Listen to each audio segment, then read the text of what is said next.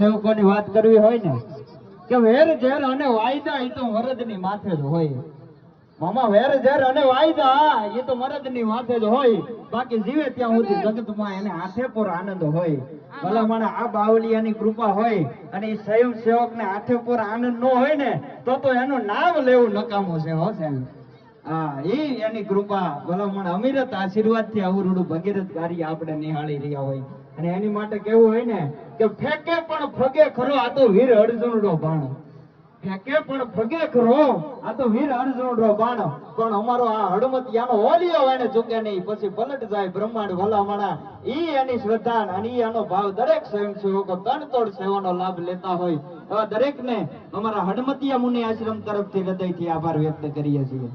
અને ખૂબ મહાન સેવાનો લાભ લેતા એવા વાસણ સફાઈની અંદર મહિલા મંડળ કામ કરી રહ્યો હોય એને પણ અમારા હડમતિયા મુનિ આશ્રમ તરફથી હૃદયથી આભાર વ્યક્ત કરીએ છીએ. અને પ્રસાદીમાં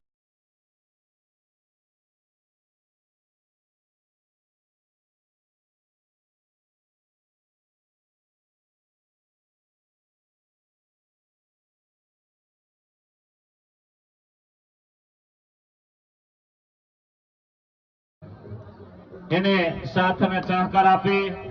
અને બીજું કે પરસાદરામનો બિલકુલ બગાડ ન થાય એની દરેક કાળજી રાખે. કારણ કે આપણને વારંવાર ફરિયાદ આવતી હોય પરસાદરામના બગાડને. એટલે હરિહર કરવા બેઠેલા દરેકને અમારી ખાસ નમ્ર વિનંતી, આ મહાન સંતની પરસાદી આરોગવા બેઠા હોય એ પરસાદીનો બિલકુલ બગાડ ન થાય એની દરેક કાળજી રાખે. બીજું બહેનો માટે ખાસ નમ્ર વિનંતી, તો તમે જે કાંઈ ઘરેણા દાગીના પહેરેલા હોય એની પૂરેપૂરી કાળજી રાખે હો. આ ખોવાઈ જાય તૂટી જાય એમના જવાબદાર આપણે જ હોય.